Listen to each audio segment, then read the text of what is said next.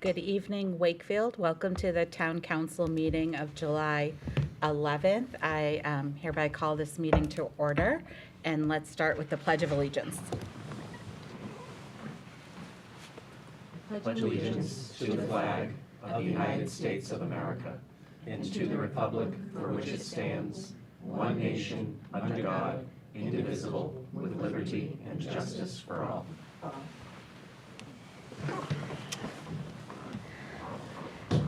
Item number 3, attendance. We have all counselors in the WCAT studio today and present. Item 4, public engagement. Sherry, anyone signed up to submit any comments? No, Madam Chair, no one today. Great. Okay, we will move to item 5, approval of minutes. Do I have a motion to approve the minutes from July 27th, 2022 Town Council meeting? So moved. Second. Great. Motioned and second. Any discussion? All in favor? 7-0. Thank you. Item number 6, presentations. We will first hear from the Wakefield Unified Prevention Coalition update. Sherry, is Catherine online with us? Catherine's on right now. Great. Yeah. Hi, Sherry. Hi, everyone. Hi, Catherine. Hi, Catherine. All right, I'm going to share my screen.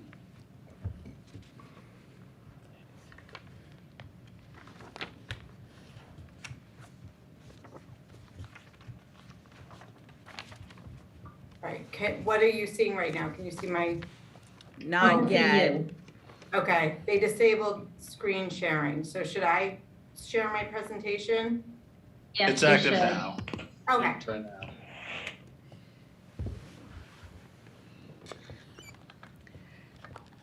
Brian?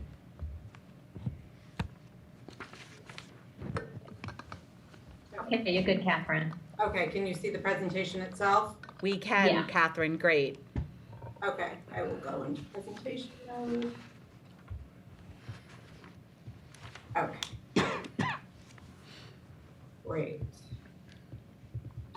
All right, well, hello, everyone. I actually, if the WCAT folks see Laurel Gorville and Alexis Manzi there, they are representing, Laurel's on the Wake Up Leadership Team and the Board of Health, and Alexis Manzi is one of our Youth Action Team leaders.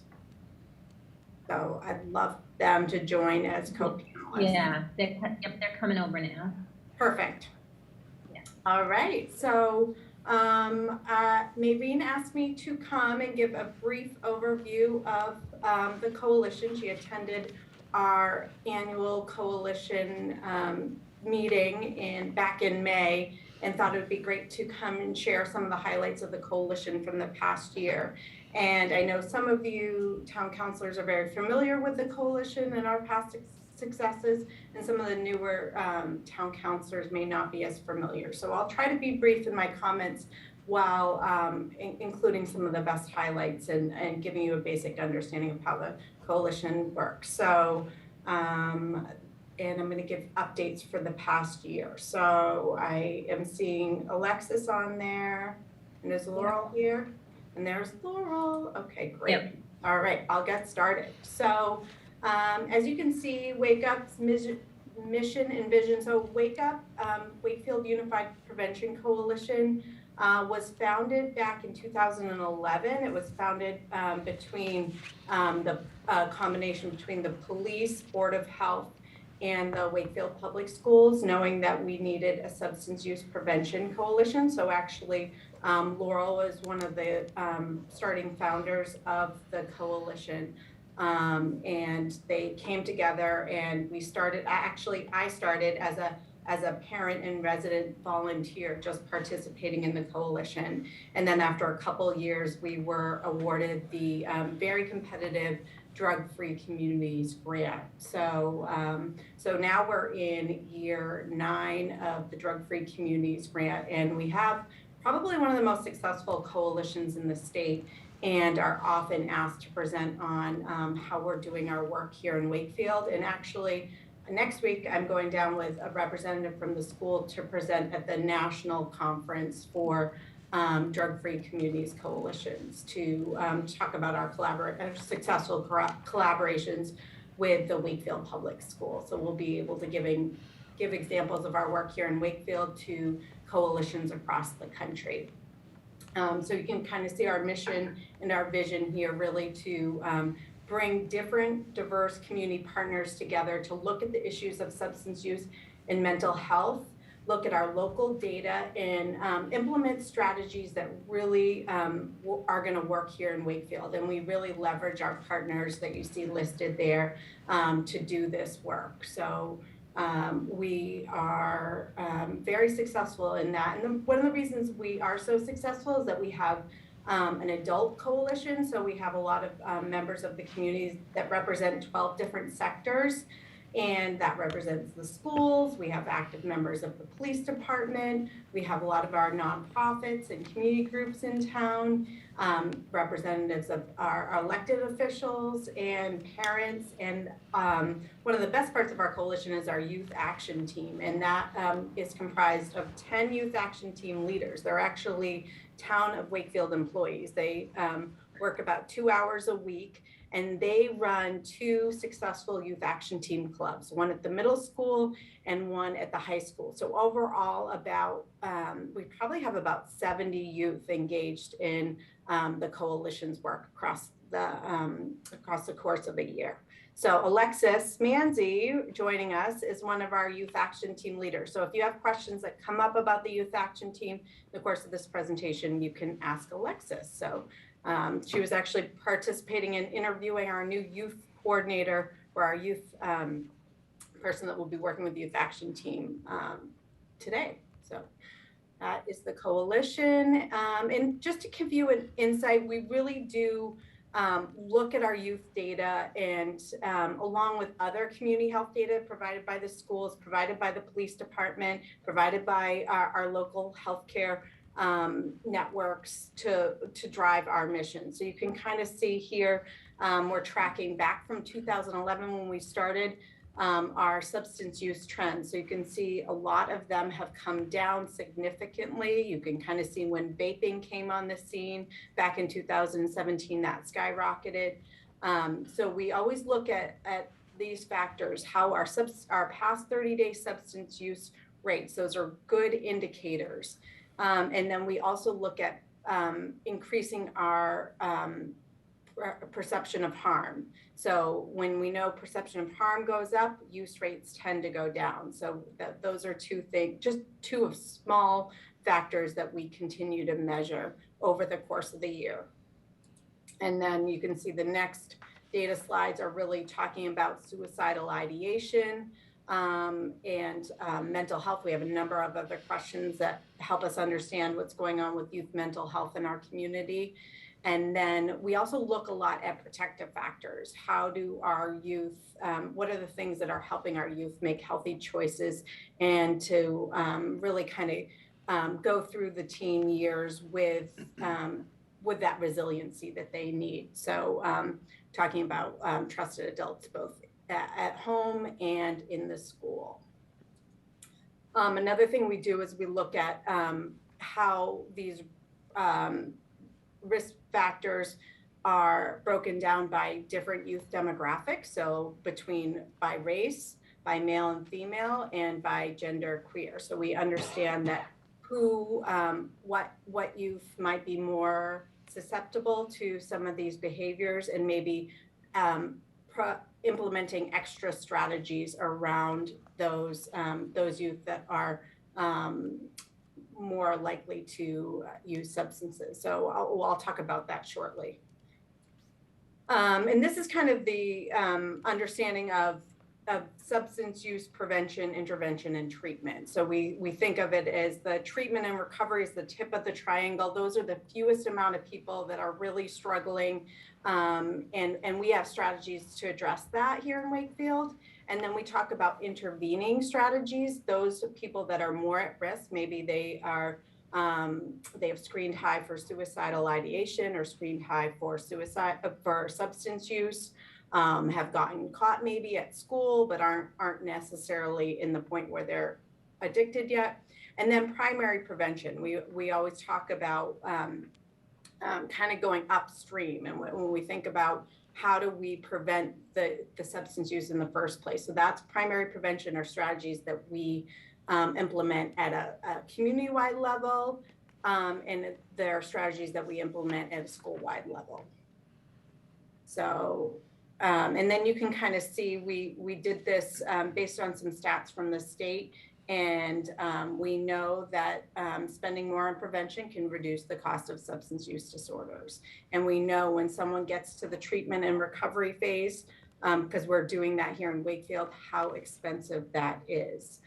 Because often when someone is in active substance use, has an active substance use disorder, it may take 6, 7, 8 times for them to maintain sobriety. So I'm talking about the top tier of the treatment and recovery. These are several of the strategies we're implementing here in Wakefield. We've got a part-time, our recovery coach is split between Wakefield and Stoneham, and we've had our recovery coach, I know we presented to you probably about 6 months ago. That's been a huge improvement in being able to connect Wakefield residents that are struggling with substances to detox treatment and roads to recovery and sober living and things like that. We have Jennifer, our Elliott Jail diversion clinician, who works closely with our police department and our recovery coach. The state recently supported the opening of the Bridge Recovery Center in Malden, and we've been working with them, and they provide a lot of resources for folks that are in the early stages and mid stages of their recovery, because they do need to build a new social network. So they have a great social network, they have parties, they have lots of things to connect folks in recovery. We have Elliott Emergency Behavioral Crisis Center services here in Wakefield. And then we have the Interface Behavioral Health referral service that the town invests in. And we know that's something that all of these things, we're tracking the numbers and tracking the usage of this services, and we can provide you with a report of all this usage. Going to the next slide, we have the intervention level. So we look at what interventions can we do before someone gets to the crisis level with mental health or substance use. So we, thanks to the town council and the town of Wakefield, we approved a new social service coordinator. So our town social worker, we're conducting interviews for that position right now. At the school-wide level, we've, over the past few years, started implementing a few screenings. So we do the expert screening, which is for substance use. We do that at 7th and 9th grade, and then with every student in the 7th and 9th grade, and then the SOS screening that's the signs of suicide screening. We do that with all 8th and 11th grade students. And if someone screens high, the Wakefield Public Schools and some of our support systems provide wraparound services. And then we have started school-based diversion programs. So that's something that's been about 3 or 4 years. We've had probably over 60 youth go through the diversion program over the years. And those referrals come from either the police department, or most of them come from the schools, and that's students caught using substances. And we provide an one-on-one counseling, and also a class that they participate in at the high school. So those are the intervention strategies. And then the primary prevention, we have lists and lists and lists of primary prevention strategies. And these are just a few. You can visit the Wake Up website.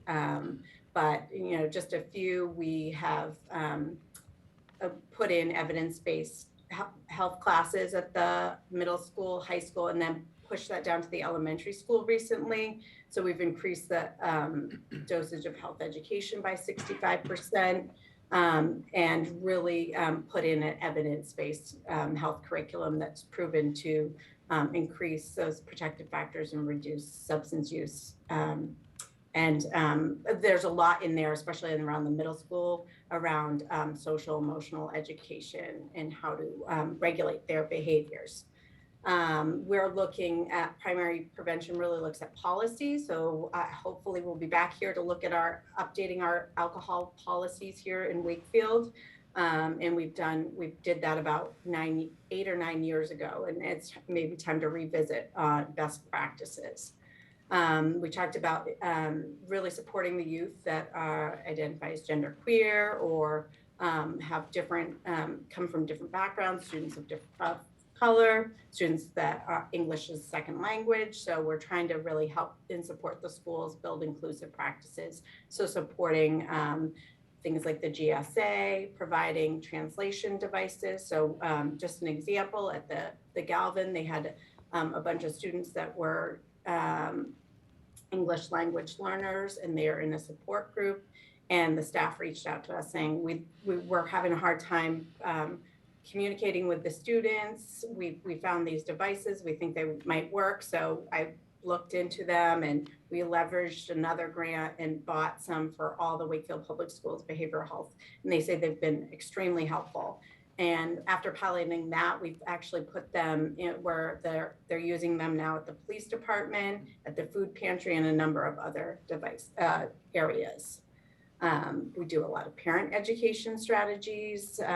So through a number of the initiatives the youth do, and working with the athletic department, we do parent university, we do the in plain sight. So lots of opportunities to educate parents, and we'd like to do more in the future. We work with liquor licensees on education, and we work with tobacco retailers on education. So working with with the tobacco, we work with Maureen Busby, and with alcohol, we work with the ABCC, and Lieutenant Anderson and Sergeant Powers are great partners with that. And then Alexis and her team do a lot of peer-to-peer strategies. They have the dynamic groups at the middle school and the high school, and they're doing lots of strategies around mental health and substance use prevention. And we can provide you with a list, and you can look on our website, but lots of strategies to reach their peers, because we know when youth hear it from their peers, and I'll come up with an idea and say, how about we do this, or I've seen this done, and they'll say, yeah, no, Catherine, that's not going to work, or people won't like that. So they really are the drivers of a lot of the youth prevention initiatives. So while I'm on this slide, and before we wrap up, I wanted to let Alexis and Laurel jump in and add anything before we turn it over for questions.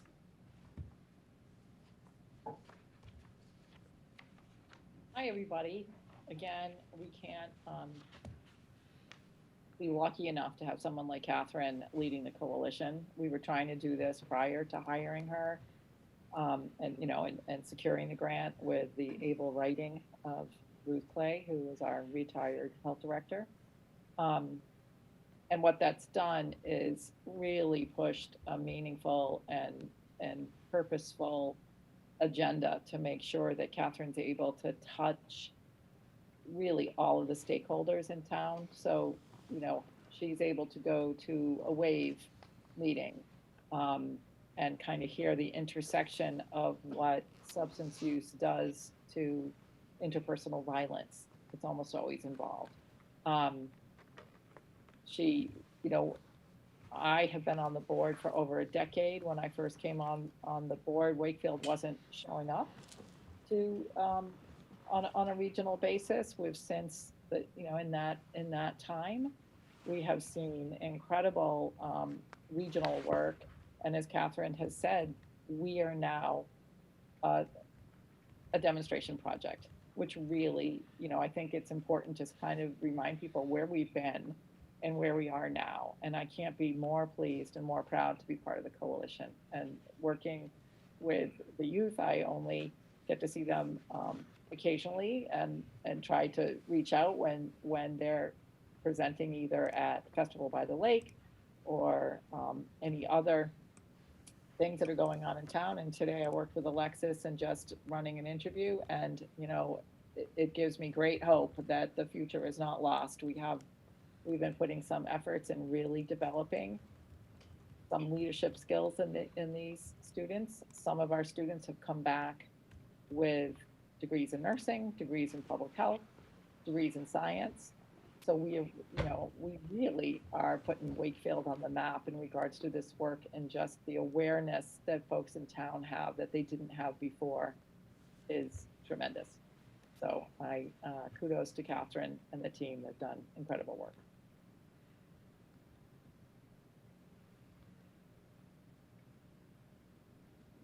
Thanks, Laurel. I know, Alexis, I told you I wouldn't make you speak, but if you want to say anything, or we can just turn it over for questions and answers. I was just gonna say that Catherine's amazing, and we've led the group. Like, I've been a youth action team leader for the past 2 years, and I really feel like we've made a positive impact on the high school and the middle school, and like the Wakefield community as a whole with our youth action team leaders. Great, thanks. And what I love too is our youth action team leaders come from the club. So they've been participating in the clubs, and then they apply to be leaders. So it's really kind of this great cycle. And then a lot of our graduated students come back and intern or stop by and see how they can help. So actually some of our alumni will be doing a sports captain orientation that some of the youth action team leaders are working on to really make sure that the captains have the right information to build positive teams and to get the right message. So it's a great, it's just a great cycle. It keeps growing. So I'm going to stop sharing, and if I can figure that out, and then we can just take any questions that anyone might have. Yeah, thank you so much, Catherine and Alexis and Laurel, for joining us. Catherine mentioned I went to the end of the year breakfast and was just so as always, inspired by the work that all the Youth Council does, and love this little brochure created. I don't know if I call it a brochure, but the year in review, a lot of the slides similar to what Catherine shared. It's available at Town Hall and at the library. Definitely pick up a copy and check out all the great work that they do throughout a year. And really, alumni spotlight, like just so great to see previous youth council members going on and going to nursing school and continuing this work and staying involved. So I thank you for sharing all of that. Thank you, Alexis, for doing all that you do. Any of my colleagues want to comment or have anything to say? Councillor Dennehy. Hi, thank you so much. I mean, I think this work is tremendous, and the fact that you have evidence that it's working and have done evaluations, see rates going down in areas is wonderful. I did have a question for you. One thing that really struck me was the when you broke it down by different demographics around made a plan for suicide or experienced depression among high school students was the high number of Black people identified as Black or multi-race, how high that was in terms of experiencing depression, and then making a plan was really high with genderqueer and multi-race. And I was just wondering, with this data, do you then take, I know that you said you get involved with GSA, but how do you use that data to develop programming?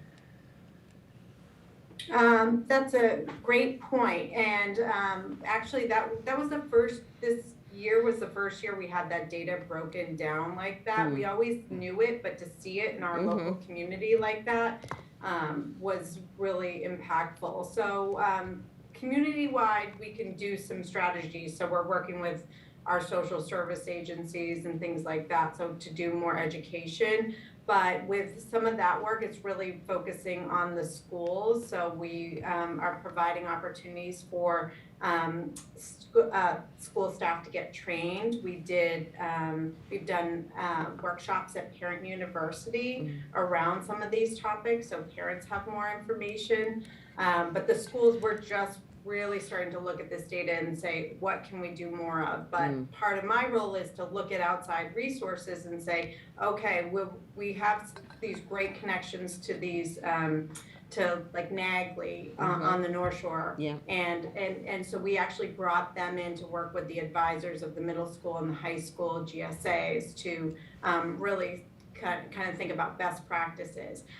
There's so much more we can do as far as just baby steps with signages. So we ordered all these signs to say, for teachers to put up safe zone, LGBTQ safe zone signs, looking at signs like, you know, if a teacher wants anything to show that they're open and welcome, supporting our Black Student Union, any initiatives that they want to do. We've gone to them but I think that there's just so much more as far as training, as far as building inclusive practices, language that health teachers use. So we're really we've started, but we have a ways to go, and we're gonna look at some of the best practices across the state and try to implement them here. So that's why we do, you know, I know you have the connection to BU. BU is a great partner for us too. The School of Public Health, we're in close communication with Department of Public Health and BSAS, so looking at this. So I used to do a lot of work with BSAS and Department of Public Health, and one of the things that they were always trying to do is get the materials that they produced out into communities. And so it was always like, how can we get it out there? So, you know, their clearinghouse where they have all, like, we used to work on a book was how to talk, I don't know if they still do it, but it was how to talk to your teen about alcohol and other drugs, and it was like a question and answer format. We have that out at Town Hall, and we put it out at the farmer's market, we put it out all our events, so we definitely utilize the clearinghouse and the free resources. Yeah, and I think it's great that you're partnering with some of the other organizations like NAGLI and so many resources. The only other thing I want to say is that I think all of those resources are great, but I think what really works is having it be locally based.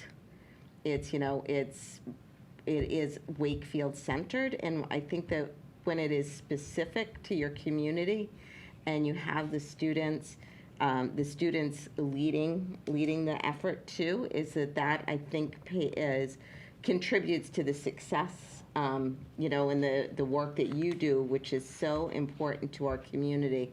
And it's probably the most important work, and it's really making a difference in terms of how our community is being impacted by this. So thank you. Thank you. Counselor Chines? Thank you. And first of all, I just want to say thank you to Catherine and you know, everyone involved with Wake Up. I mean, it is a tremendous organization. I was sad to miss the annual meeting this year, but you know, I've gone in the past and have always been inspired by the great work that happens, and really the way that I think Wake Up's able to engage the student population as well. I mean, it's amazing to have that many student volunteers participating in something like this. Really, really proud of what you guys have done.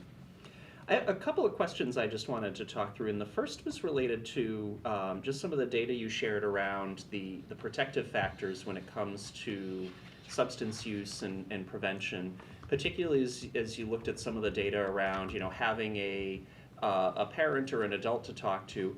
It looked like if you looked at those numbers, it looked like there was this not huge decline, but, you know, kind of frustratingly sort of nagging decline in those numbers over the years. And I'm just wondering if you have any thoughts on how, you know, we can address that as a community, how we as a council can support some of the work in that area, because, you know, that was sort of the one nagging thing that seemed to be going in the wrong direction relative to, you know, some otherwise kind of positive results that you guys have been able to drive. Yeah, that's a really good point. I know at the school level, they've worked really hard, and when they do those screenings, they ask the students who their trusted adult is. So that's something we had never done before. So really kind of getting them to name who, or to say, do you have one? And the youth action team does a lot of messaging around that. So they do these great bathroom newsletters called the bathroom buzz at the high school and the news flush at the middle school, and they put in that language. So it's really permeated, but I do think you raise a good point for general community members to know about being a trusted adult, because they may be someone's boss, you know, a teen's boss, and they really connect with them, or they may be their next door neighbor. I mean, I asked my children who their trusted adult was, and they pointed to our next door neighbors. And I was really, surprised. And for so many adults, they are the trusted adults. So I think we can think about that going forward. How do we put that language out there to our community and know that that youth are watching the adults around them, they pay attention, and they really are, our neighborhoods are protective factors in Wakefield. Are so many things that are going on in our community are protective factors, so we kind of should highlight that more. So that's a really good point. No, thank you. And that's the anecdote you mentioned about your own kids sort of, and being surprised at who they considered their kind of trusted adults is really telling. And I think it's a good reminder for all of us that we all are kind of mentors and trusted figures to people in our lives, even if we don't realize it. And so I think anything we can do to support kind of getting that message out there and kind of encouraging both kids to think broadly about who those trusted adults are, and adults to think more broadly about how we can be supportive. I think we'd be certainly I'd be happy to work with you on that. Just the second question I had was in regard to the screening. So you mentioned sort of the grades in which we're doing the SBIRT and the SOS screenings. Can you talk a little bit about sort of why we've targeted those ages in particular, or how we've kind of put together that schedule of screenings relative to any research when some of these issues emerge with kids, or other data that you've seen elsewhere?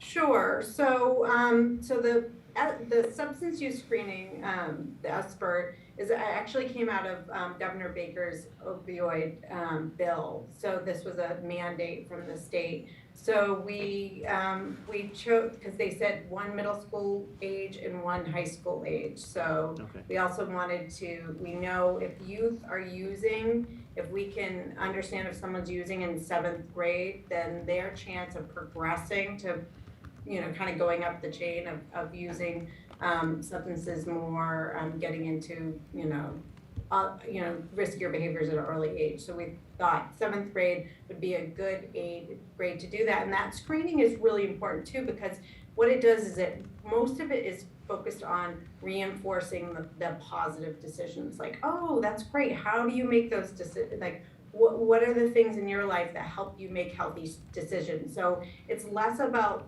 the substances are a couple questions, but more about asking how they that help make healthy decisions. So it's a lot of it's positive reinforcement, and then also looking at what else do you need. So I actually was bringing back to the previous topic. I was actually visiting the middle school GSA club when a student walked in and said, "Oh, in my SBIRT screening, they mentioned that I should come here." And that's how the student found out about the GSA. So I got a little too giddy. So it was good to see that screening is really focused more on the positive, especially at the 7th grade level. Having a 7th grader myself, it was my first time thinking, okay, my child's getting asked about this, but it's good. They're exposed to a lot of things via social media, so it's not anything that they're surprised by. And then we wanted to do the social emotional, the suicide screening on the off year, so they're not getting too many interventions at once. So that's why we chose 8th, and then we went up to 11th grade because the students are getting 10th grade health now, which is a recent addition, and they are actually having they're having a session with the Samaritans, and then they're also having a session with the NAN project. So that's something that we, where the peers who are experiencing lived mental health conditions come in and talk to them. So we figured 11th grade is another good thing. On the horizon though, that we're hoping to do is elementary school screening. So we're currently with the public school staff looking at different tools and hoping to provide, to implement that in the next year or so. Great, and that would be, I'm assuming, less on the substance use side for elementary and more on the sort of social emotional. Got it. Yeah. Great. Now that's wonderful to hear. Thank you very much, and appreciate the thought that went into kind of layering all of these pieces together into the program. Thank you, Counselor Counselor Dombrowski? Thank you, Madam Chair. And thank you, Catherine and Laurel and Alexis for this presentation and your commitment to really important work that you're doing. No question. I guess every time, Catherine, you present this data, it's always, I think, very eye-opening and always very concerning. And I know you've been before this body a number of times, and the stats on the extent to which even middle schoolers, but certainly high schoolers, have experimented with any number of things. It's really concerning. One of the challenges that I think I have in looking at this data is I don't have a good comparison. So I don't know how Wakefield compares to, say, some of our neighboring communities or just statewide.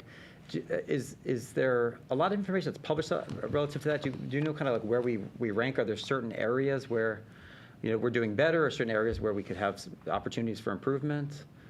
Yeah, that is an excellent point, Ed, and or Counselor Dombrowski, and that is Ed is why. fine. Yeah, we were comparing ourselves to the statewide average, but we probably about 5 years ago said we want to know how we're doing in comparison, or how our youth are doing in comparison to schools around us. So we actually, with the superintendents in the Middlesex League, got together and we leveraged funds through Leahy Health to do a regional YRBS. So all the schools get their own individual data, but we're also able to compare it to the rest of the Middlesex League. So in our presentation to the school committee, that's much more comprehensive with our data, we do compare that. So I'm happy to share that presentation with the council and the two reports, so it's a little more in depth. But yes, there are some things that we're doing better, and then some things that, this is something we really need to look at. Like Alexis and the youth are looking at marijuana impaired driving and texting while driving, because those are numbers that are higher than the rest of the Middlesex League, and is something that we're looking at the statewide level around policy, changing the policy for driver's ed, so it includes more education around marijuana impaired driving, and at the local level doing some work around that. So our youth actually put together a really great social media campaign last year around marijuana impaired driving that was really local and had our local stats. Thank you. And then the other piece, and I guess this is probably as much to you, Alexis, as everyone on here. I noticed that the YRBS ethnicity and gender distribution, when you look at those categories, and you break it out male versus female, in every single category, the female bar is higher than the male. And I thought that was really striking, actually, to me. Have you collectively considered whether there are programs or initiatives that are maybe better directed on a gender basis that might target females specifically? Because again, in every way, it seemed like females were at a higher point than males, and that was really troubling. Yes, we've looked at many different mental health organizations to help youth around Wakefield, but I'm not sure if we found any directly towards certain genders, but that would be a great thing to look into since the statistics for females are so high. Right.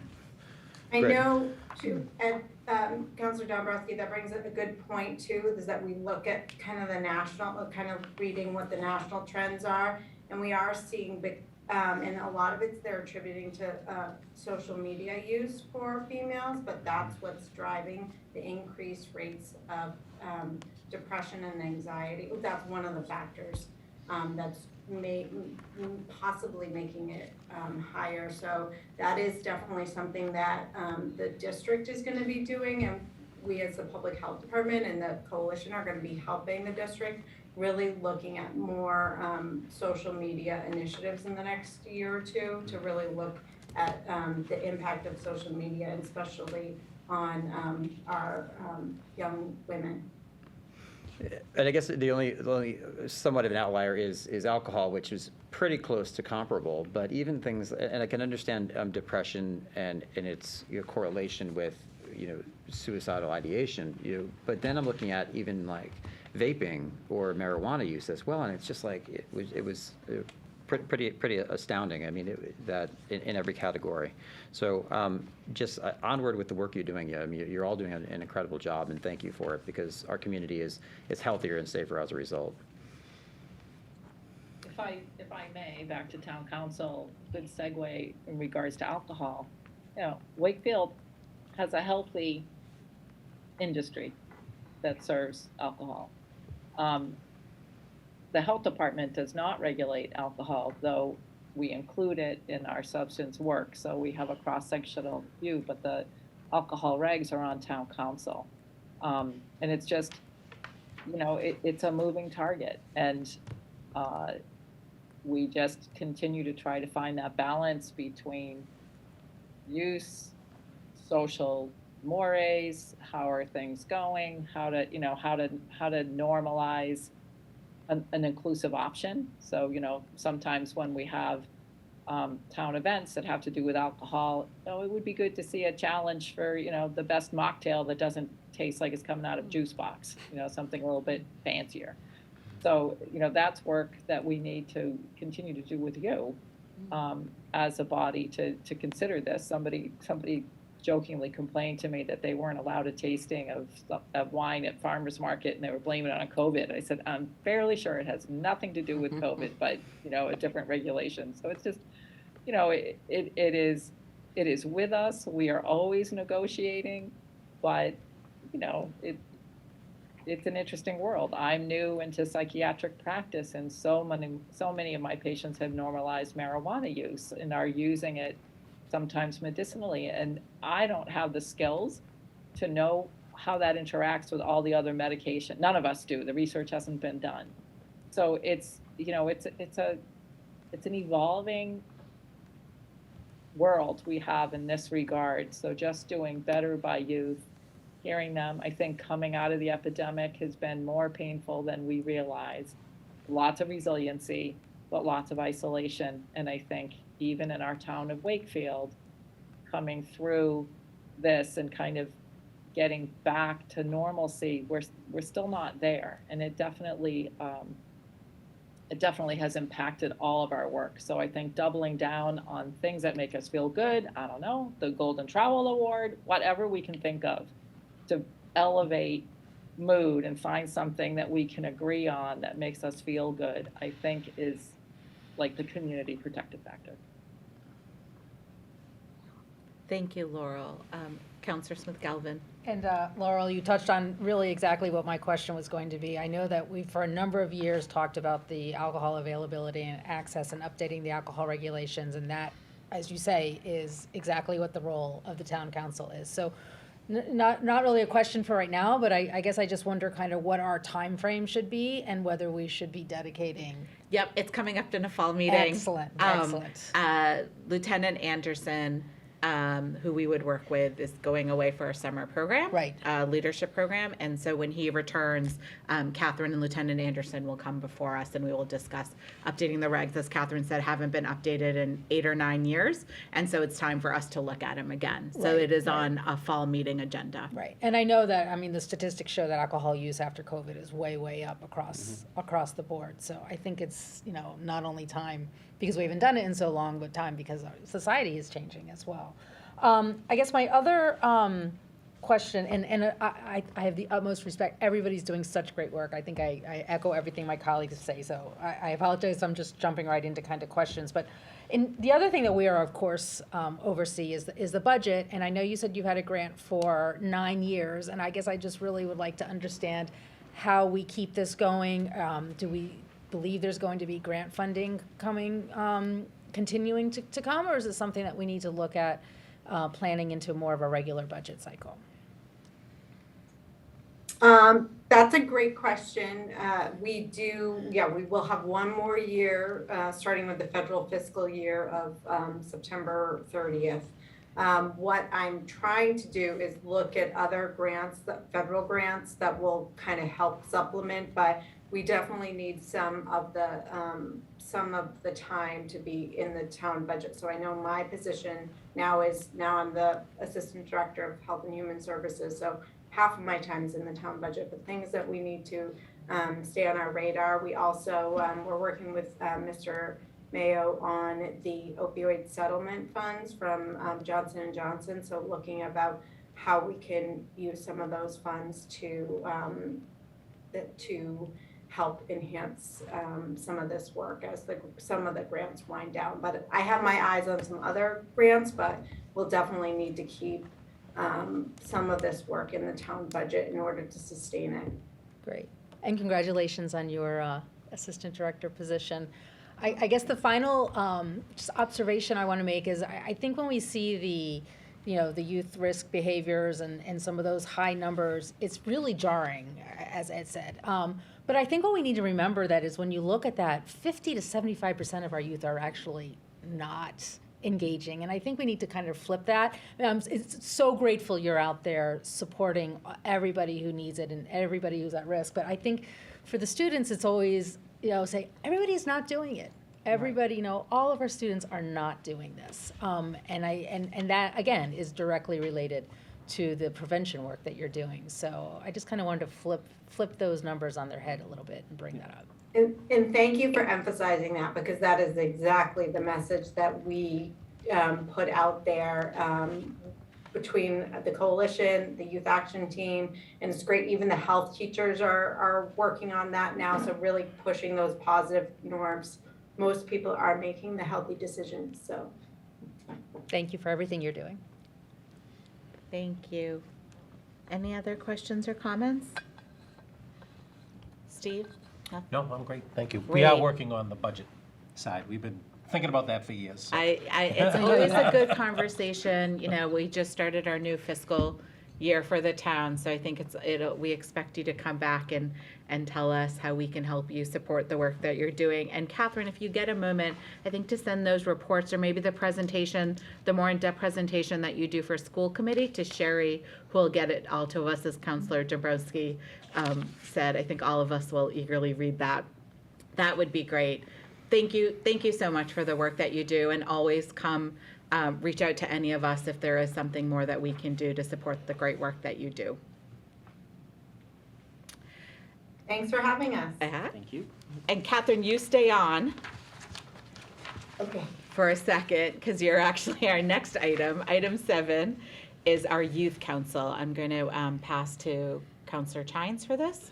Sure. So as folks may remember, when we did the youth council appointments 2 meetings ago, I believe, there was a question about the composition of the youth council and the size. So last year we had increased the size from 11 to 17 members.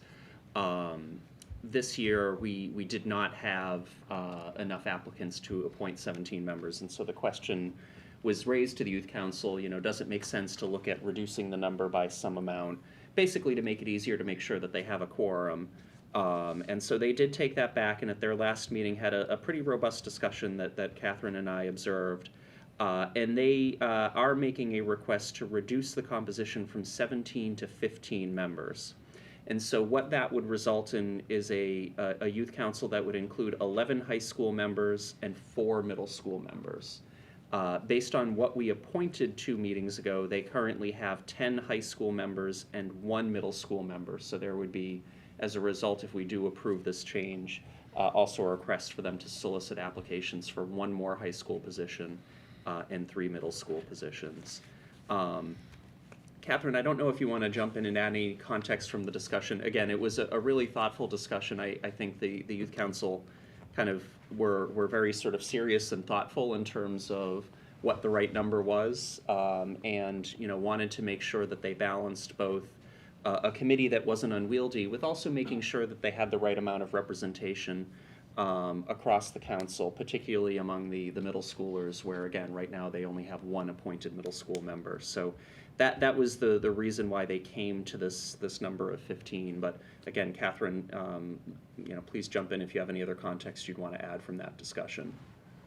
Not really. I did want to point out that we are going to move to a hybrid meeting schedule. The youth actually, thanks to WCAT, got to meet in the studio, and afterward, it was a completely different experience for them. They've been almost 100% Zoom, and it changed the dynamics. They felt more open talking. It was a more open discussion. And I really feel like that's going to strengthen the youth council because youth really just thrive being in person. And then afterwards, as they were leaving, they were talking about teachers and things like that. And that you just forget how difficult it can be to build relationships when it's all via Zoom. So that was nice. So I want to thank WCAP for accommodating the new youth council schedule and hosting hybrid meetings. Anyone want to add anything? Do we have to take a vote on this? Yes. Yes. So, So- sorry, I'd like to make a motion to approve the recommendation of the Youth Council to amend their composition to 15 members, 11 high school members, and 4 middle school members. Second. Great. Any discussion? Okay, all in favor? Unanimous. Thank you. No problem. And just one other thing, so now with that, we do have, again, 1 open high school position and 3 open middle school positions. So I don't know if we need to do a motion for this, but I'd also request that we advertise for those. The goal is to have those applications due after the school year starts so that they can engage with their peers at school and get folks to, encourage folks to apply for that. I think we should vote on that probably. Sure, let's vote on it. I'm okay with voting when we're all in here, so that's great. So So in that case, motion? I'll make a motion to solicit applications for the 1 open high school and 3 open middle school positions on the Youth Council, with applications to be due in September. Second. Second. Any discussion? All in favor? That's great. And Sherry, you'll work with Catherine about the posting and getting it up on the website and to all the students with the schools. Thank you so much. No problem. And I just want to, again, highlight, first of all, I mean, the Youth Council itself does great work, but I just, we've kind of sung Catherine's praises on the Wake Up side, but she's also been a tremendous mentor to everyone on the Youth Council, and having sat in on a lot of those meetings and observed just the way that she supports them without directing their work and provides just, I think, the right level of guidance that they need to kind of keep things moving on. We're so lucky, Catherine, to have you in every capacity that you support the town, and supporting the Youth Council is a critical part of that work. So thank you for everything that you do. Thank you for having me tonight. Thank you, Catherine. Enjoy the rest of your night. Okay, item 8, updates. Item 8A is 460 to 466 Main Street. I think almost every single counselor has asked me about this building, so I asked particularly last week as we took a lot of pictures with the building in the background, and so I asked Steve to kind of give us an update, and I thought we could just discuss. So Steve, I'm going to kick it to you. Sure, thank you, Madam Chair.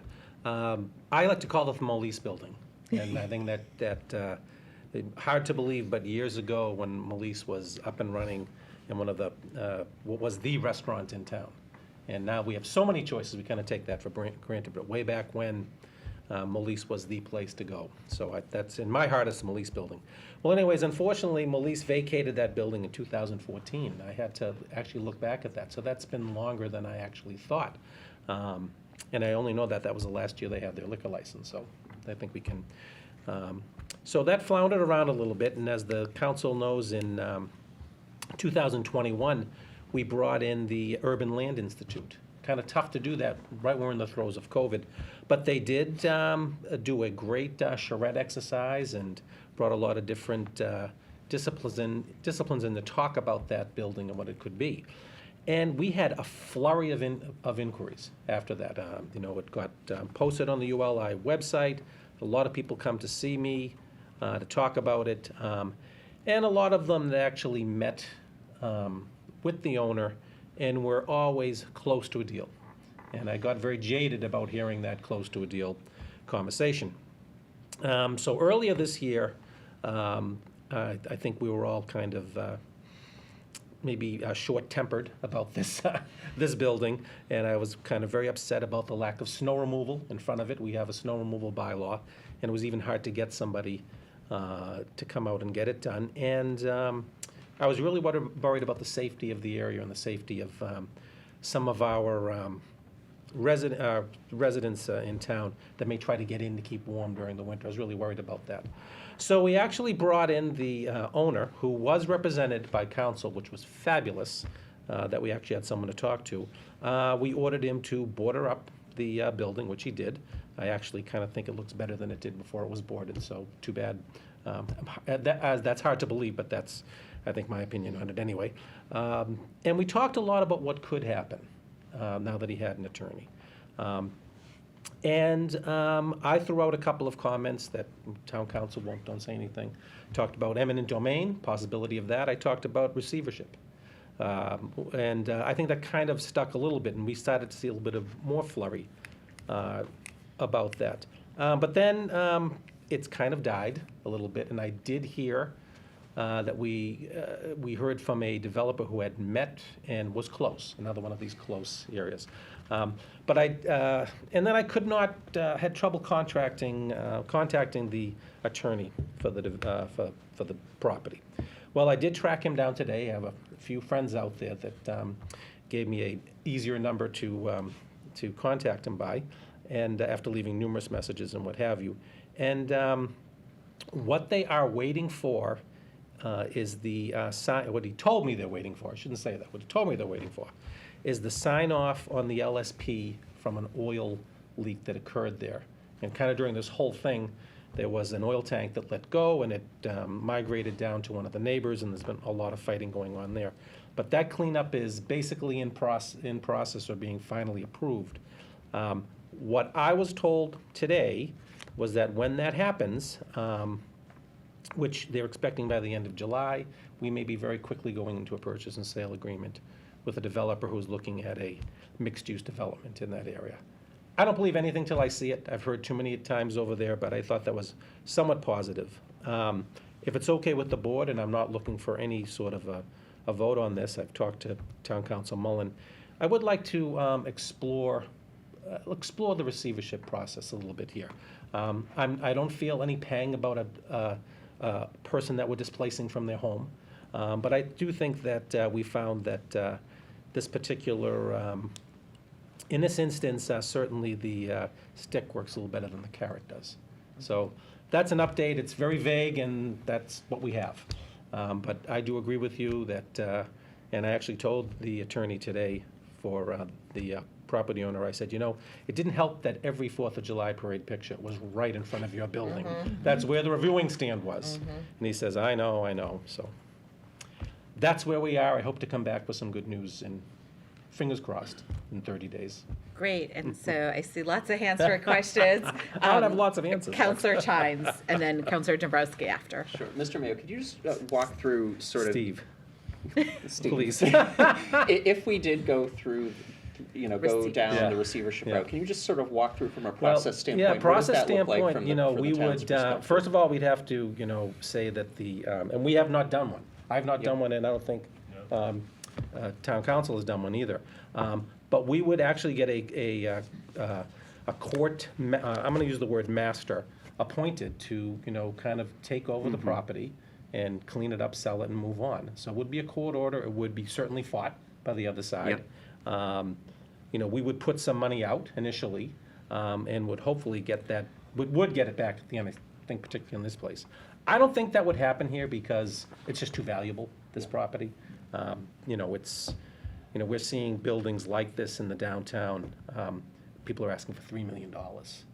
This is probably less because it's a complete knockdown, in my opinion. So, but it would be a lengthy court process. It would not be quick. I wouldn't want to go that way, actually. No, and I think, I mean, I don't want to speak for everyone else, but I mean, my suspicions just in some of the conversations I've had individually with people that, the best case scenario would be we've got a purchase and sale from a developer by the end of July. Yeah. But, from my perspective, I mean, it's been 8 years. I know. And so, I think it makes sense to start the receivership process. I know that is a lengthy process, but it just feels to me that this is an area where we have to keep the pressure up. And I look at some of the great things that are happening on Main Street. I look at the buildings on either side that are phenomenal and thriving businesses. And, you know, we just have this sort of black hole in the middle of that section of downtown that, you know, is both an eyesore, but also it's an unproductive use of Right. really valuable space. I mean, we're a community that does not have a lot of space to develop, and so I think anything that we can do to try to keep the ball rolling on this makes sense, and if that means starting the process of receivership, I'm comfortable with that. Thank you. Counselor Dombrowski? Thank you, Madam Chair. Through you to Mr. Mullen. Mr. Mullen, can you help us understand, you know, what options are in fact available to us? Is it receivership? Is it eminent domain? Are there other avenues that are even out there? Yeah, First let me things. speak in my capacity as wet blanket. I recommend that we move extremely slowly and carefully on this because I foresee all kinds of bad things and expense. Generally, if not uniformly, receivership is a function of a Board of Health finding that there is some problem of habitability with respect to the building. You've got to have a health and sanitation code violation. Maybe it exists there, I don't know. All I've heard so far is it's unsightly, but there's not a law against being unsightly, thank God. So the fact that the building is boarded up, well, the statutes that speak to the building inspector's powers say that the most he can do is order that the building be boarded up and made safe from the elements. Presumably that has been the result of the boarding up. As for eminent domain, you might remember that a few years ago there was a case in Connecticut that went all the way to the Supreme Court that tested the question, may government take one person's private property in order to redirect it for the use of some other private owner? And the taking was upheld, yeah, I believe in that case, but I think it was true only because there had been a formal process that involved a finding of urban blight. We don't have any such process involved here. And is that building blighted simply because it's boarded up for the time being and not used? I don't know. I'm not saying that we can't go these routes, but I just want to introduce a healthy dose of caution.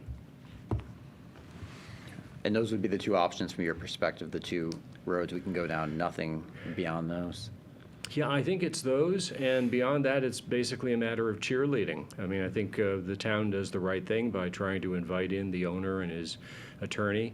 We've run into this previously. I remember there was a property on Foundry Street that was vacant, not just unproductive, but vacant and an invitation to vandals for decades.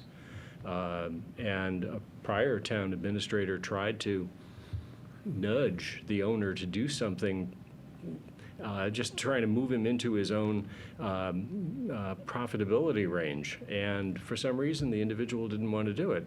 Ultimately, you know, time took its toll, and the individual sold the property. But there's really not all that much you can do with a property that the owner is content to allow to lie fallow, provided that he, one, pays his taxes, and two, he doesn't let the property fall into such disrepair that it becomes a health risk.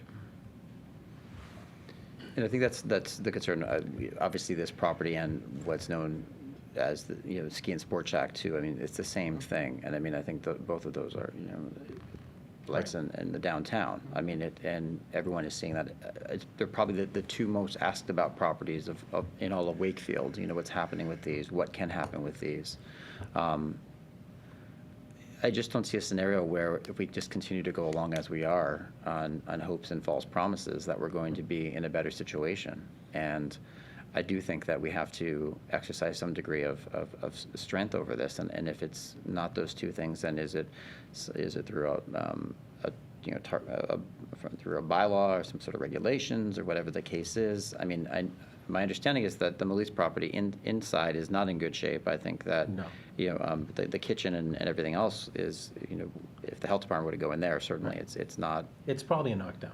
It's not safe. Right, certainly, Yeah. right. So, so given that, I mean, do we need to explore further with the Board of Health in terms of what they I can think, do to I think we aid with will, and we're this? going to bring in an attorney that specializes in receiverships to have those discussions, to see what we can do. I mean, I just really think we have to move forward on this, because, enough is enough. We've been through this.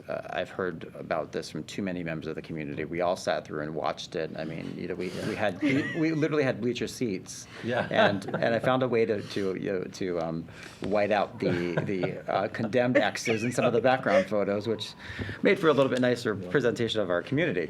But it's certainly not reflective when you think about the Santander Bank that's there, when you think about Hart's Hardware and what they're doing there, and we have this monstrosity that, I think we need to, at this point, do everything within our power to apply the max amount of pressure so that we have, a good owner here who will do the right thing. And candidly, it seems like that means selling the property to the highest bidder. And I think he has to understand that it's not going to be an easy road ahead for him if he continues the status quo, because I don't think anyone on this council, without speaking for everyone, is comfortable with allowing that to continue any further. I mean, we've been through this, enough is enough, and I think that messaging can't be made more clear.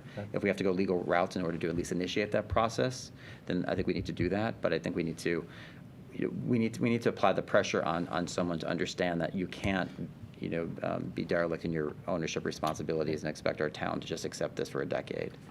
I think over the years, I've had no less than 10 very excited people come in, whether to rent or to buy, to come and talk to me about it. And I would say, what do you have? Oh, it's coming, we have this. And I've never heard of, I've never seen an actual, in my real estate background, you got to have that signed. Right, And of course. I've never seen a signed purchase and sale agreement. So, I mean, I think pursuing, as you say, an attorney specializing in this area, taking necessary steps to line everything up, to be able to move forward on that, understanding it is a process, but the alternative is continuing to spin our wheels like this for years to come. So I'd at least rather have a legal process that we know will have an endpoint at some point. I was, took some solace that the attorney for the property owner was more positive than I've heard in the past from an attorney. Now, it could have been, pie in the sky too, but at least he had some, path that we're going. LSP had been there. They hope to have that by the end of the month, so. Madam Chair, may I ask? Licensed site professional, because they have the cleanup. Could we perhaps consider inviting the owner of the property and his attorney to come to one of our meetings and discuss some of the concerns we have, so they can ask those questions directly? Yes, I would love Yeah. to extend an invitation. Absolutely. And they're welcome in person, too, if they'd like to do that, because I think that a dynamic would be different. Yep. Thank you, Counselor. Counselor McLean? Thank you, Madam Chair. Through you to Town Council, does a Board of Health potential, violations found by the Board of Health, does that get us to a receivership? Yeah, it can. The only statutory receivership that I'm aware of is in the Board of Health's statutes, Chapter 111. And so if there has been an order of condemnation by the Board of Health, then you can get to a receivership where, as Steve describes, somebody gets appointed to clean up the property and take his costs and fees out of the proceeds by applying a lien to it. That being said, how does that jive with your let's move slowly advice? As I said, I haven't heard anything about a health code violation. So if you want to look into it, I think that's fine, but I haven't heard any evidence that there's a health code problem. All I've heard is that there's an eyesore problem, and again, that's not illegal. Right. Now, if the Board of Health wants to make a request of the owner to inspect, and the owner says yes, that's fine. If they make that request and the owner says no, then I can accompany them to the district court and get an administrative warrant so we can get inside and do an inspection. That would be the first step on that process. And given that there is no restaurant there now, it would have to be some kind of violations that don't necessarily involve a restaurant. Yeah. I mean, you can have health code violations even in a vacant building, of course, if it, say, gives rise to rats or that kind of thing. Mhm. Another question I had, when I look at 460 to 66, is it one building or two? Because it seems that there's also a 9,000 square foot warehouse. Is that Yeah, not part of what we're there's just? a warehouse out back too. Yeah, it's a very interesting building. Indeed. Yeah.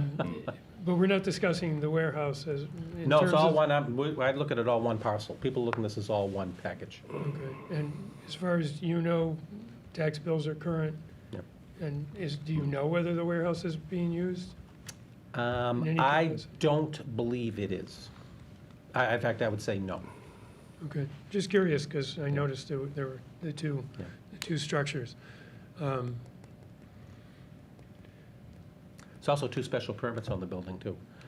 There's a lot of different issues over the Special years. permits could you elaborate a wee bit? What they were for the retail restaurants that they were years ago. Okay, and the warehouse use is Yeah. is an okay use Yeah. downtown? Yeah. Okay, that's all I have right now, Madam Chair. Thank you. Thank you. Counselor Smith Galvin? Just to be clear, so the red X's, that does not indicate that it's a condemned building? No, that's to notify our fire department that is not habited. Okay, because I think there's Yeah. probably a little bit of Yeah. misunderstanding around that, Yeah. so there has not actually been an Right. order of condemnation. The other thing is, I keep hearing about this oil issue, and that seems to always be, is there any way where we could go in and get some clarity on that? Or Well, I get think we'd get that from DEP the, back? well, that's, the LSP is handling that. And that's what Okay. that's what we're waiting for the DEP sign off on what the LSP is. Because if done. indeed that is what is preventing this Yeah. owner from selling the building, maybe there's something there we can do to help get that to closure so that we can get the building sold. So just another way of looking at it.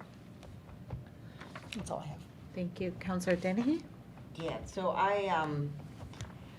when there are communities that were experiencing high rates of home foreclosures, what happened to those communities was that it spread because nobody wanted to be next to foreclosed home. Vandals came in and it just created really bad experience. And I think that that's, all the work that is going on with downtown redevelopment, it's attracting businesses don't want to go to a community that has a building like that. It just isn't, it doesn't make the town attractive. So it's really affecting all the work we talk about, all the great things that we can do, but attracting businesses is a big thing. So I would like to say is that I would be fully supportive of the Board of Health doing an inspection, and then if they say no, getting an order, whatever that needs to be, to have that done is the first step.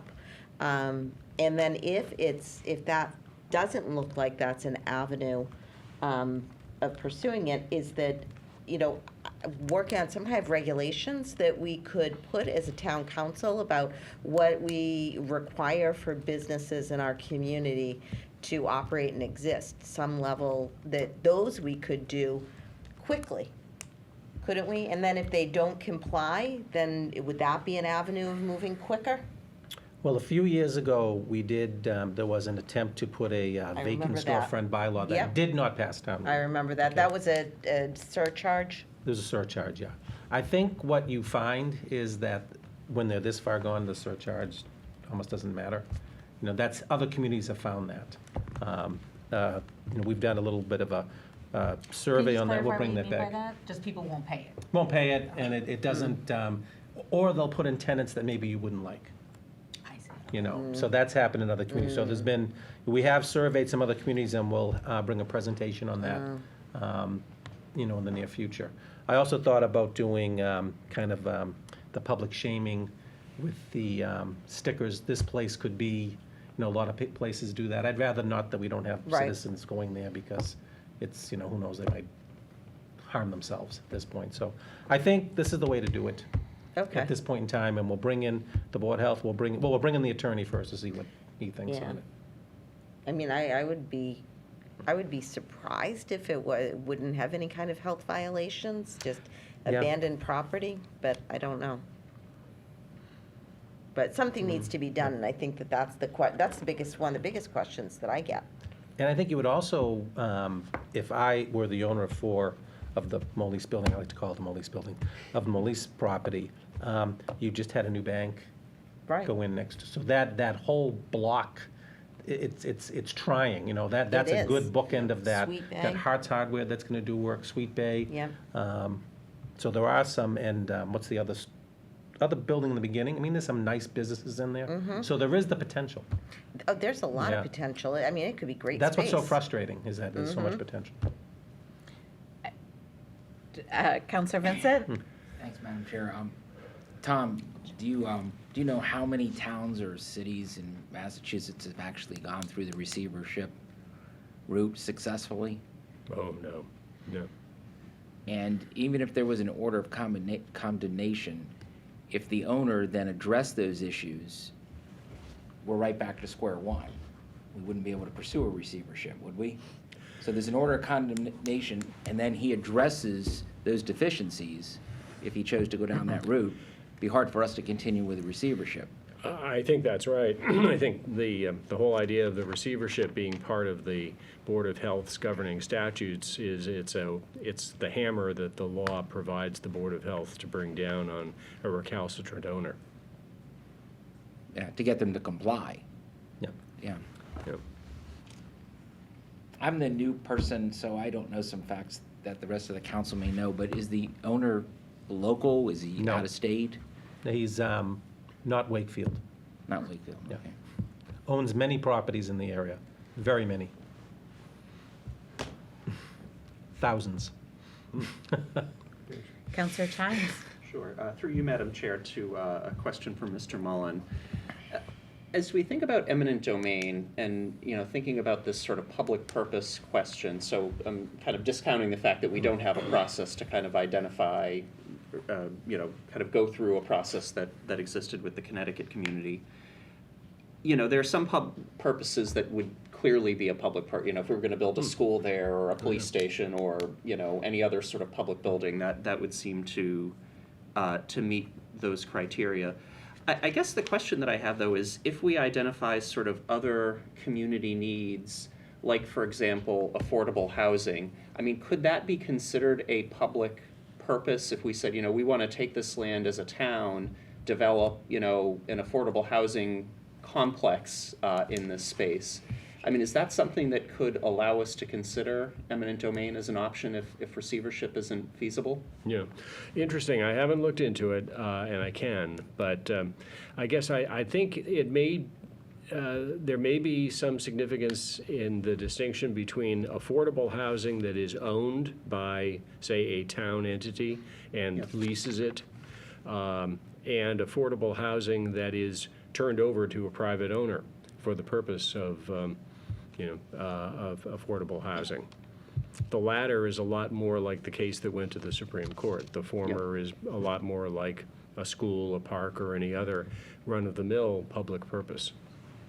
Yeah, so you know, no real sort of question, but just as I'm thinking about this, I think the steps, you know, that Councilor Danahy laid out, you know, make sense in terms of where we're going over the next couple of weeks, but maybe there's an opportunity for us to think differently about some other community needs here, like housing or some other areas. I mean, we're talking about that in the master planning work groups, and you know, maybe there's an opportunity there to make kind of lemonade out of lemons, if you will, with that space. Thank you. Counselor Smith-Galvin? I was just, maybe it's just a stopgap, but is there any way, and maybe it's too late with the 4th of July, we should have done it before, but is there a way for us to screen that just so you can't see the building? I mean, seriously, when people are doing big projects downtown, they have, you know, fencing with murals up or with big banners or something. And certainly couldn't block the driveway, or we couldn't block the driveway or the sidewalk, but anyway, something to think about. State House has it. Yes. I think it right up front. China did it for the Olympics. Right. Like, I mean, they did. They did. I mean, Yeah. it is definitely not a solution. It was Believe me, I know it's not a a missed solution. opportunity on the 4th, and I think Yeah. it's something none of us thought of because we just So we hadn't all sitting there taking been there. pictures. But it was, of some way of somehow blocking it somehow. Maybe something to think about for next year, but let's hope we're not here next year. Yeah. Let's hope about it. Think about it. Counselor Dennehy? So I just want to ask a question. Do you think it's sincere that there is an effort to sell this? More so than I've thought in the past. So, because the other thing is about, I love the idea of putting something up so that we don't have to look at it, but can't we mandate? Can't we do something? Can't we vote on some kind of regulation to say that it is the owner's responsibility to do that? Well, I think you basically be talking about something like the bylaw that was attempted at town meeting. I mean, no, your council does not have the authority to do something like that. You'd be imposing on private owners. Town meeting, through a general bylaw, could do some things like that, and you saw that it failed. Right. Doesn't mean we can't try again. Right. Yeah. That was did that fail in the finance committee, was that it was, it was a tax break, was that it, or was it the private I think it was a property? combination of, what it was is that if you, first of all, you had to register your property as vacant, which was a good thing with the town, so Yeah. we knew, the building inspector. There was a requirement that if you did not put public art, we're trying to get the high school Okay. kids in there, then you could pay a I fee see, for okay. that. And I think that I see. I think that at the time when it, people don't like to, Right. there was a real question of private property and maybe hurting a business that's already down and you're Right. giving them more money. We should be working with them. There was all those discussions. how long It ago was was also that? 3 pages long. And how long ago was it? It was 2019. 29. 2019, Yeah, it's very frustrating. Yeah. It's really, I know Absolutely how is. frustrating it is to you. I know. It's frustrating for me more from an economic standpoint. I don't Right. get it. That's No, what I I don't know. get. I will say, I see you, Counselor Dombrowski. I just do want to add, as Counselor Dombrowski and I are the deans of this council, and this 8 years. And so I understand Mr. Mullins not wanting to be a wet blanket and slowing us down a little bit, but I feel like it's been 8 years. And Yeah, so, it has. I think maybe we should have done this a little while ago, pandemic, understand. I think asking him and his attorney to come in front of us and ask him these questions. And then I think exploring bylaws, we have a town meeting coming up in the fall. Is there something that could go to vote from us, not from an individual?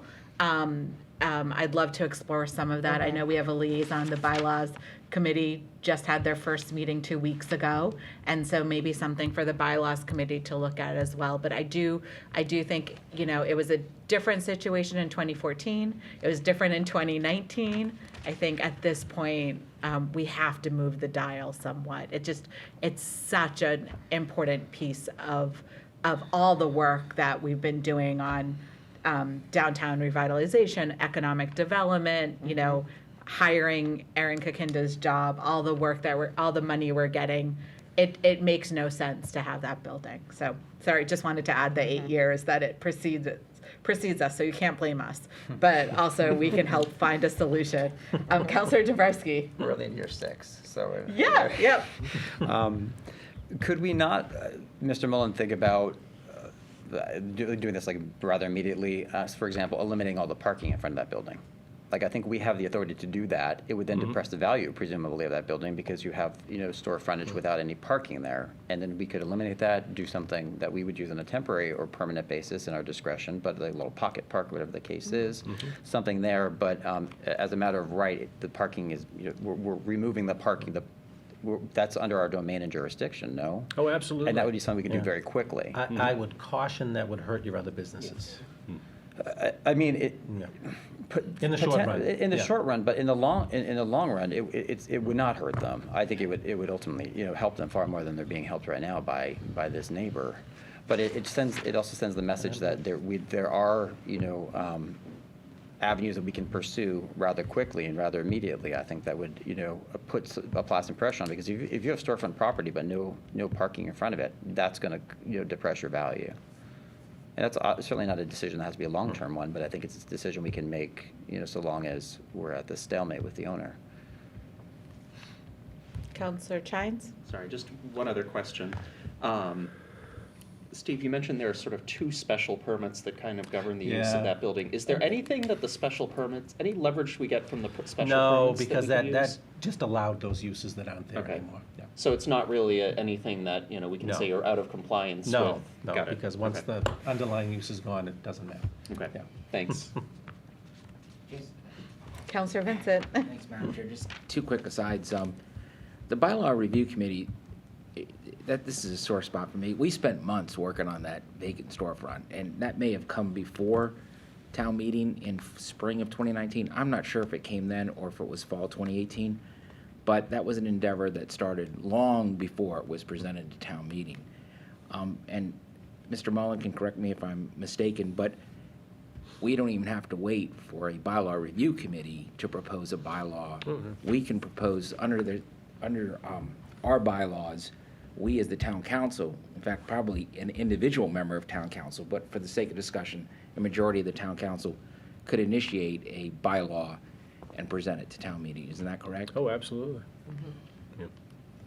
Because I don't know that the bylaw reviews committee is going to get something ready for the fall meeting, Probably not. but we might be able to do that. Yep, that's fair. Yeah. Counselor McLean. Just one final question, Steve. Was there a conveyance of this property in '21, or has it been owned for a number of years by the same owner? Oh, if there was, I don't know if you looked in the registry, but it would be within. I didn't look registry, but I looked in our database, in the assessor's database, and I thought it said 21. But it may have been like it's the same owners though, same ownership group. May have been moved to a trust or an LLC or something like that. Okay. Okay, so that was really great, some really great ideas, and lots of next steps for Steve and Tom. Do you think we're all invested in this? Do we Yeah. make I that think clear? so. I Yeah. made it clear, yeah. We're gonna pass the hat and buy it ourselves. We can talk about that. I mean, I think there are things that we can talk about, but I do think the next step is kind of exploring some of those things, learning a little bit more. None of us have really, none of us being the town or any of us have really explored these options before. And most importantly, just inviting them to come Yep. in front of us. Thank you. Thank you, everyone. Okay, item 8B, 4th of July recap, Well, which it's a started great this segue since discussion. you saw this all on the 4th of Yes. July. First of all, I want to say that it was another very successful day for the town. I do want to thank the groups that put on the festivities, the Wakefield Independence Day Committee and the West Side Social Club, which kind of does all the morning activities at the Common, the Doll Carriage Parade, the races, the canoe races, the fishing derby, things like that, and also does the fireworks later at night. So it really is the bookends of the parade in the middle. And I think it's important that, we know and so the community knows that these are private groups, these are volunteers, and they spend a lot of time working to pull this together and to make the day as nice as they can for the entire community. Also want to thank my town departments, particularly the police, DPW, fire, emergency management, marketing, who make sure things are updated on the website, as well as Cataldo Ambulance, who comes there and, that's a big expense for them to provide ambulance services all day for us. NEMLEC, which is the Northeastern Law Collaborative around us. And they've been there for years. I mean, we have the command center through them, and they have their officers, roaming the crowd. For me, it's all about safety. And, with the world we're in today, a number of you reached out to me that morning, that day. Like, what are we doing? Our police are on it, and we're doing everything. And even then, there's heart palpitations for all of us. We're not happy until, 11 o'clock when the last car leaves from the last firework being out. We even have a boat on the lake. We have to shoo away kayakers and boaters who think it's great to be underneath the embers when they fall from the, no, actually, absolutely. So we kind of hit every aspect that we can. We start these meetings in April, these safety meetings, and have a number of them going up to the day. And I think the community looks at it and, geez, it was a nice day. It was a beautiful day. There was a nice breeze. You guys all look great walking in the parade. And just wanted to thank all those people and kind of let the community know that another great day, and we look forward to next year. And for the people that do the actual events and put on the parade, they need more people to help them. They need, we saw this happen before, you know, the group that put on the parade years and years, they got tired. Right. And you can see that happening, you know, now. So I hope that more people join and more people help them out, because it really is a fun day for the town. That's all I have on that. I don't know if anybody else wants to add anything. Thank you. Anyone want to add anything? I think we all echo Steve's remark. Thank you to everyone in town who helps put it on. I know it's a long process. Every one of the two organizations, all the volunteers, and then all of the staff who make it. I think everyone that was marching in it commented that it was a beautiful event, and it was a safe event, and it was on our mind what happened in Illinois. And so, you know, it was, I'm glad that we had the day with nobody losing any fingers, as I said. It was a good day. As happened in the past.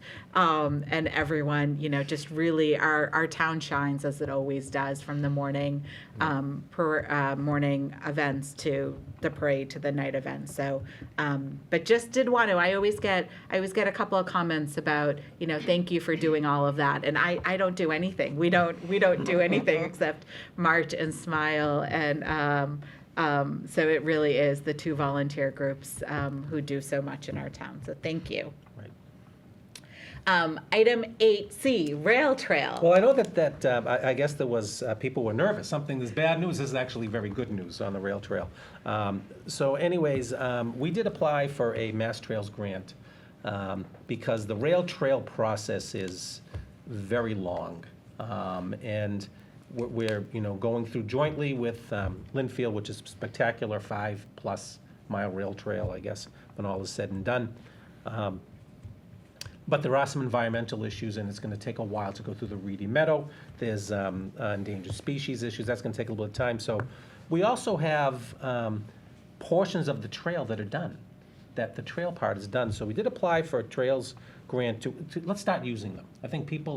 I know people are using them already, but let's make them safe and make them better. So we do have a $160,000 grant that we received from Mass Trails. And this will really help us handle the crossings between Richardson Street and Salem Street, so we can start to really use it to make it safer for people to go through.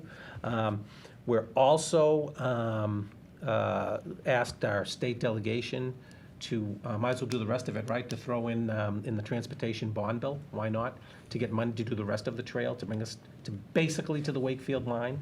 And then we can participate with Linfield in the other issues. We have a little bit of the tail end of Wakefield there that's has some environmental concerns or permitting to go through. So that's where we are right now. It really is, it could really be great for people, especially I'm thinking of all the kids walking to the Galvin School or riding from that whole area of town. Really would be, you know, get off the road, a safe way to bike or to walk or what have you. So that's very positive news. So we thought we'd give a little update on that. And we're actually meeting with Mass DOT Rail Trails this week. I believe our town engineer is going to meet with them to see if he can squeeze a few more dollars out of them. I think he wanted a little bit more. So yeah, that's where we are. So you'll be starting to see some work over the next few months. So we're getting there. Councillor Tynes? I do have a question. Thank you. So that is wonderful news. And, you know, I know people are frustrated. I know I've been frustrated seeing sort of a paved trail that, you know, we don't have access to. The $160,000 for the safe crossings, what will that allow us to open? Is that going to give us sort of enough to open from kind of Salem Street down to the Galvin, or that's our hope. Okay, that's our hope. We may have to look about juggling some other money for that, but that's our hope. And then, you know, if we were able to get some funding from the state through the infrastructure bill, that would be basically Salem Street onto Linfield. That'd be Salem Street onto Linfield, yeah. Okay, Or- thank you. Or That's- Foster's Lane, yeah. Yep. So we're trying every avenue, because when you get into the Reedy Meadow, which I think is gonna be the most spectacular part of that trail, that's gonna take some really, a lot of engineering, a lot of permitting, and, things got stacked up with COVID, let's just face it, we all know that. So that's gonna slowly go through, but that's gonna be a little bit of a lengthier process. And it should be, frankly. Well, $160,000 is It's not- always great news. Yes, So absolutely. if we can always end an update with that sort of Yeah. news, then let's keep it going. So thank you. Thank you. Item 9, donations. Can I have a motion to accept and expend a gift or gifts in the amount of $100 to the library from various donors with thanks? So moved. Second? Great. Any discussion? All in favor? Unanimous. Thank you. Item 10, announcements. Counselor Dennehy. Thank you to everybody who attended the last Master Plan Community Workshop. And for those of you who are not able to attend and have, your voices heard, there is another opportunity. There's a survey that is open until, I believe, August 2nd, and that is now, there are a few little kinks with it, but it is now working, and that link is on the town website. So encourage everybody this is really your opportunity to decide what you want for the future of Wakefield. So please do everything you can to participate. It'll take you about 10 minutes. Thank you. Counselor McLean? Just a quick announcement that the Mystic Runners will be running as usual, Wednesday night, 6:45, around the lake, around Lake Quannapowitt, taking off from the Lakeside Office Park. And this month's charity will be Friends of Lake Quannapowitt. So if you're able to go over, they accept runners and walkers of all abilities, and it will cost you a whopping $2. You keep your eyes to the two people beside you, right there. Yeah. That's your target audience. That's great. Julie Smith-Galvin? Sorry, Counselor Smith-Galvin? Kind of keeping on the bike theme from the rail trail. So Thursday night at 7 p.m., the town is holding a bike ped info session, which is essentially the current results of the MAPC study that's been ongoing for about a year now. The draft plan, I believe, was posted on the website today, so if people, you certainly don't have to look at that before attending, and your input will be welcome, but if you do have an interest, you can look at the report prior to that, and that meeting's at 7 p.m. on Zoom, and you can sign up online.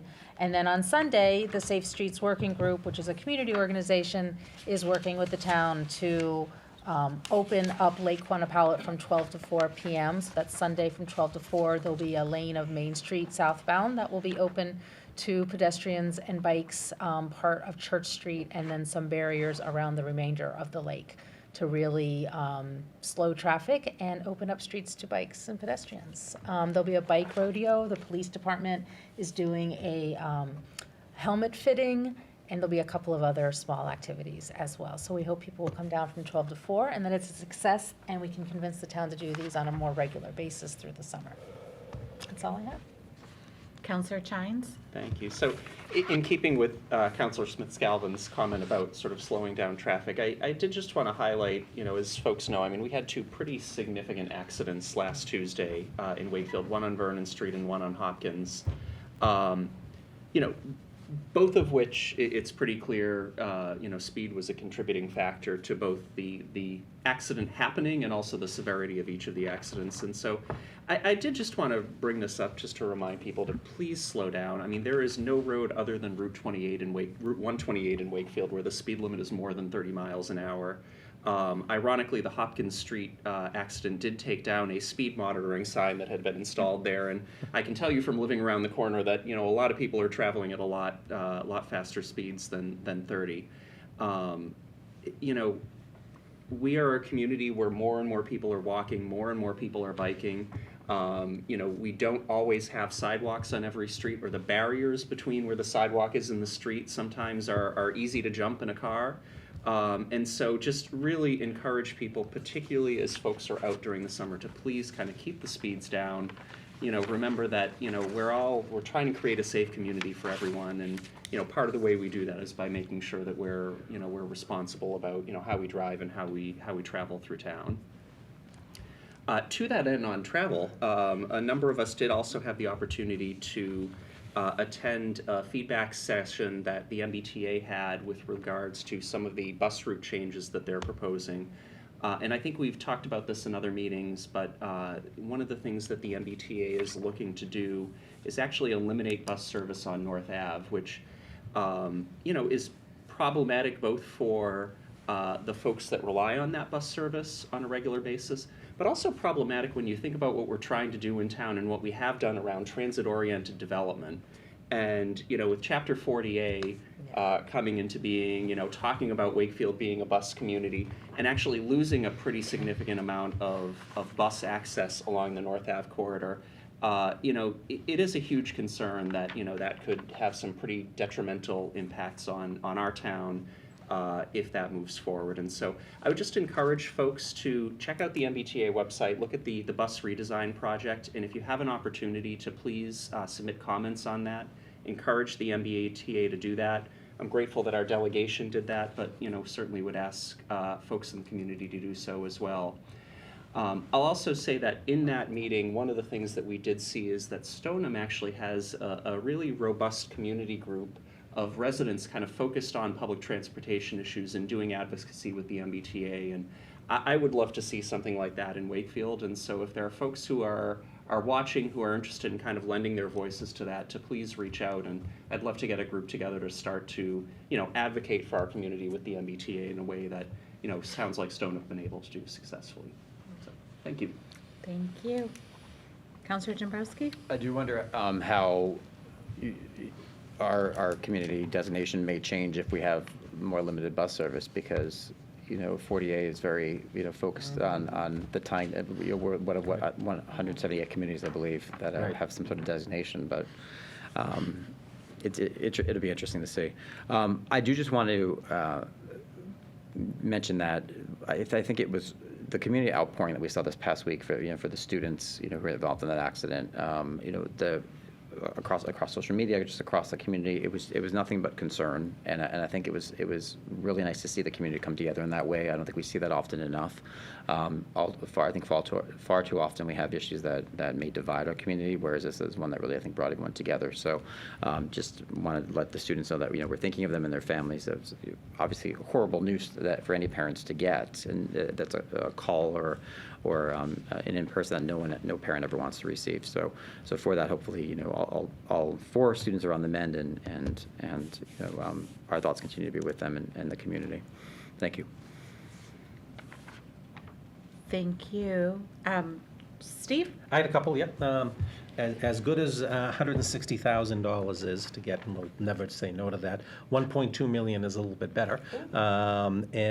So you may recall that we did receive a federal grant for completing or working on the tracks and the quad gates in the Broadway area, and Representative Moulton's office, and Representative Moulton really was with us every step of the way as we got the quiet zone back and was stepping forward to take care of these quad gates there.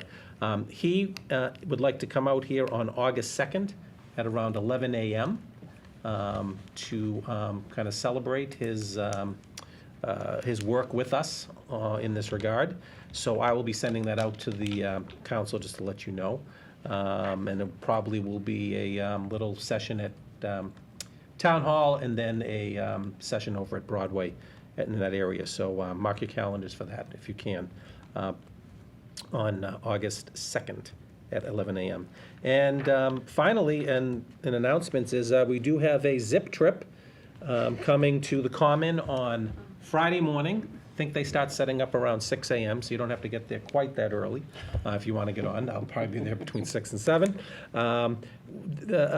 They came here, the news station came here about, I think, 10 years ago, and it's just kind of a fun morning. They'll have some local businesses there, and they set them up. We give them some suggestions. They seek them out, they seek out local people. But if any businesses are watching and they would like to get on, we've had many call us, and we've set them up, and businesses from making, candles to restaurants that want to come in, that are in the community and want to be highlighted as much as we can. So it's a fun day, or a fun morning, so come on out. And a lot of the community comes, as I recall, last year, so it's a pretty fun event. So that's going to be this Friday, the 15th. I think they're there from 6 to 10, but probably nothing's going to happen until about 7. And that's it, Madam Chair. Thank you. Great. Just a couple of updates from me. To echo what everyone said, I think our community's shown. Also want to thank the first responders who responded to the car accidents that we had, always going above and beyond dealing with when we have accidents in our town. One announcement specifically for my fellow counselors.